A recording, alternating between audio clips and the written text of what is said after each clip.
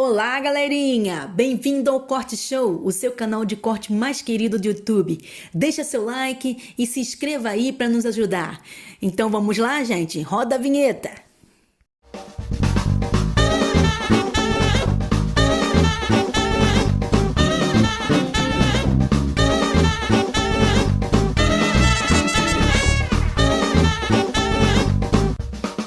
Eu nasci em um lar totalmente disfuncional, mas não teria como falar do meu lar sem compartilhar um pouquinho do meu avô e do meu bisavô. O meu bisavô, ele veio da Itália, morar no Rio Grande do Sul. Ele vai se casar com a minha bisavó, Palmira. Eles vão se casar e vão ter 19 filhos. Nossa! Sim, muitos filhos, na verdade.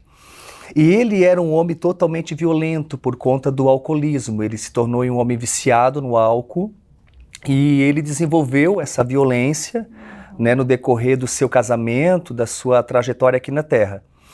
E uma das coisas que eu aprendo é que filhos não vêm prontos, filhos se constroem. Dos 19 filhos, o meu avô era o Atílio. E ele cresceu nesse lar disfuncional, ele vai se tornar um homem, vai se casar com a minha avó Adelina, e ele vai se tornar exatamente naquilo que o pai dele era. Um homem totalmente alcoólatra e violento também. E isso fez com que a minha avó sofresse muito também. Ele judiava tanto dela que ele selava ela como sela um cavalo. Ele colocava ela dentro de barris de vinho e jogava morro abaixo. Meu Deus! Claro que ele aprendeu com o pai, porque a minha bisavó era conhecida como a mulher das pernas queimadas. Por quê? Ele esquentava, o meu bisavô esquentava ferros no forno a lenha e queimava as pernas dela. Então o meu avô, ele cresceu vendo isso e ninguém dá aquilo que não tem. Você sempre vai entregar aquilo que você recebeu. Então ele se tornou nesse homem violento a ponto de selar a minha avó como sela um cavalo. Ela vai morrer aos 26 anos e ela vai deixar 3 órfãos. E o mais velho é meu pai, que presenciou brigas, presenciou essa violência dentro de casa. Ele vai se tornar um homem, vai se casar com uma mulher linda, minha mãe, chamada Edith. E no dia do seu casamento ele já aparece alcoolizado. Meu Deus. E ali começa realmente uma história assim muito triste, que vai durar 28 anos. A sua mãe na época sabia que ele já bebia ou foi algo que pegou de surpresa? Pegou de também? surpresa, sim. Ele não era um alcoólatra, na verdade. Era um homem normal que, né, tomava ali a sua cervejinha, enfim. Mas a minha mãe nem tinha conhecimento disso. O meu avô não fazia muito gosto dela casar com meu pai, né? Porque ela era noiva, ela deixou do noivo e depois ela conheceu meu pai, então ele gostava mais do noivo anterior. que a minha mãe tinha, do anterior, exatamente. E minha mãe então decidiu casar com ele e ali começa realmente uma história terrível de sofrimento. Minha mãe realmente assim sofreu demais. Tua mãe não era cristã ainda? Não, conhecia Deus? não era cristã, não conhecia Deus. É muito difícil porque o sofrimento se torna ainda mais intenso, né? Porque quando a Sim. gente tem a Deus ainda, ele vem como um apoio, ele vem como um encorajamento, ele vem com um ensinamento para lidar com certas situações que quando a gente não tem, a gente sofre mais. Exatamente. Era minha mãe, meu pai e, na verdade, mais ninguém, na verdade, né? Porque ela não buscava Deus como ela busca hoje. Sim, sim. Né? Então, assim, claro que eu vejo que naquele momento ela tentava encontrar força, né, em alguma coisa. E ela tinha algumas crenças que não eram em Deus, na verdade, né, literalmente. Mas ela vai sofrer tanto, Karina, que ela vai perder os 3 primeiros filhos. Os meus 3 primeiros irmãos, eles não conseguiram chegar na idade de 1 ano. Um morreu aos 4 meses. Perdeu o bebê depois de nascido. Depois de nascer. Um morreu aos 4 meses, um morreu aos 7 meses e a menina morreu aos 9 meses. Porque ele era muito violento, muito violento.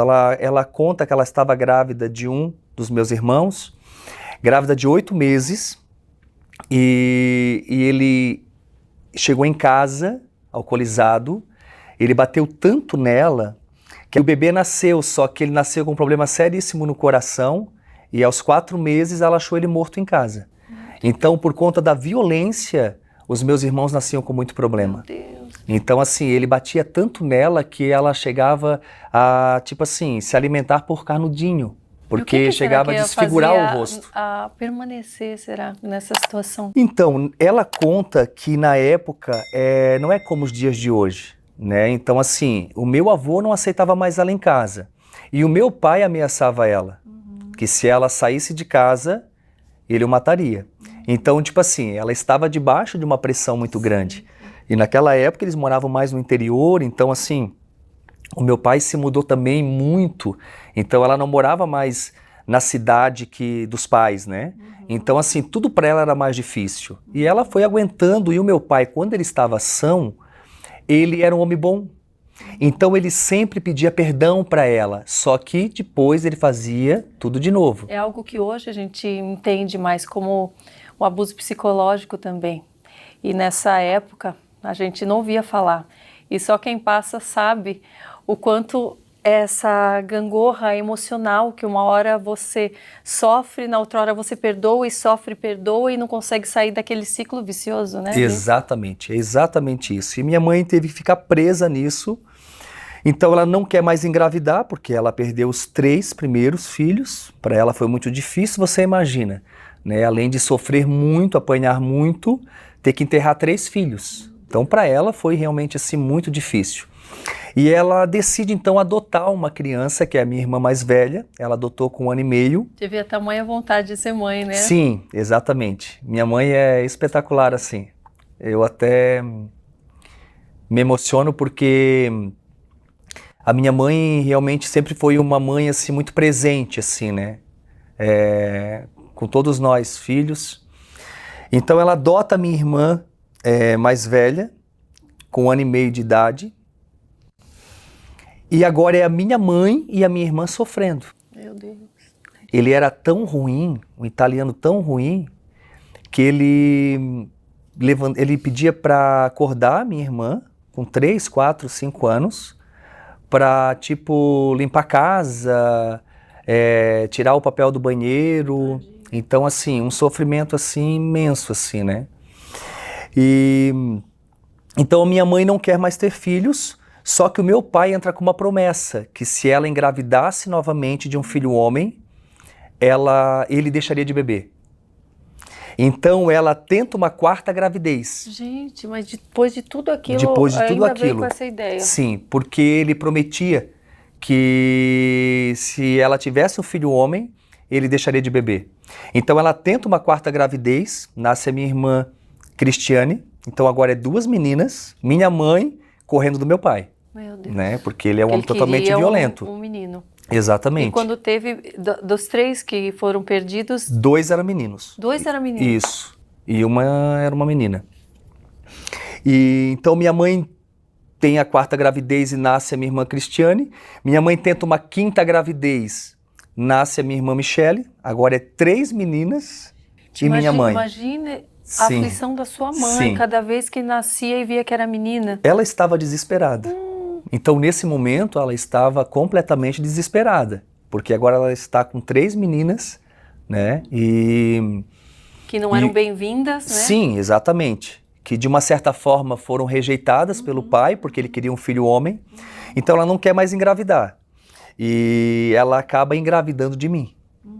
Então, ela até disse para mim, eu já era jovem, a última gravidez dela, no caso, né? A gravidez que era um filho homem, que era eu, ela disse que foi um acidente, na verdade. E eu já conhecia a palavra de Deus. E eu pude lembrar ela e dizer para ela o seguinte: olha, mãe, a Bíblia diz que antes que eu chegasse no ventre da senhora, Deus já tinha sonhado comigo, já tinha me projetado. Né? E a gente vê que muitas pessoas, né, Karina, já ouviram isso dos pais, que tiveram gravidez indesejadas. Então, se tem alguém nos assistindo, né, e que passou por isso, pode ter certeza que antes que você chegasse no ventre da sua mãe, Deus já tinha te projetado, Deus já tinha sonhado com você. Sim. Por mais que não fosse desejado pelo homem, pelo pai, pela mãe, foi um desejo de Deus que viesse. Exatamente. Eu creio. Exatamente. E o meu pai não deixa de beber. Nasceu filho homem, E Eu a nasci promessa não se cumpriu. e a promessa não se cumpriu. Muito pelo contrário. Porque a minha primeira surra vai ser aos 7 meses. E aí começa um pouquinho da minha história. Meu Deus do céu. Então, a minha primeira surra foi aos 7 meses. Eu estava no berço com um pouquinho de manha. E o meu pai chegou alcoolizado e a minha mãe disse que ele veio pra cima de mim e ela não pôde fazer nada, assim. Ela disse que ele me bateu muito. Ela não podia nem me pegar no colo. Ela disse que amanheceu o dia e eu soluçava ainda Ai, que do coisa. choro. Meu Deus do céu.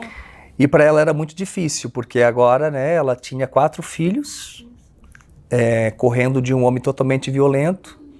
Não podia deixá-lo porque ele ameaçava. E ela está realmente vivendo um tempo muito difícil, desesperador, na verdade. Meu Deus. E eu acabei me criando nesse lar disfuncional, Karina, e eu me tornei numa criança totalmente disfuncional. Se é que eu posso dizer assim. Sim, como que você... Uma criança introvertida, uma criança paralisada, uma criança Amedrontada. exatamente, uma criança que não conseguia se relacionar com ninguém. Quando chegou a época de escola, para mim foi muito difícil a escola, porque como eu não me relacionava, então eu sofria muito bullying, as crianças me batiam. Então, por exemplo, quando batia o sinal do término da aula... Nem com as crianças, assim, Não. você ficava à vontade. As poucas Você vezes... lembra o que você sentia? Era medo Era de... medo, era medo. Eu tinha medo das professoras, dos alunos, eu tinha medo de todo mundo. Como se eles fossem te violentar em qualquer Sim. momento. Eu até tentei, eu lembro que em alguns momentos eu tentei me aproximar, só que eu era muito rejeitado. Por eu ser um menino diferente, sempre de cabeça baixa, sempre andando bem devagar, não tinha poucas palavras. Então, por eu ser um menino diferente, eu era muito rejeitado nos grupos. Então, eu não consegui me desenvolver na escola.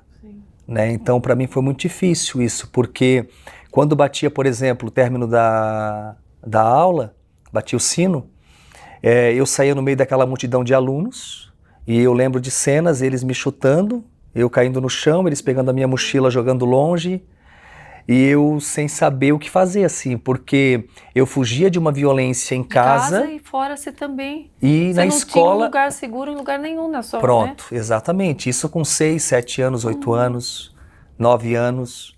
Por exemplo, eu não sei jogar futebol. Num país que a bola nasce junto, né, com o menino. E eu não sei jogar futebol porque as poucas vezes que eu me aproximei dos meus amigos para jogar futebol, eu nunca fui escolhido.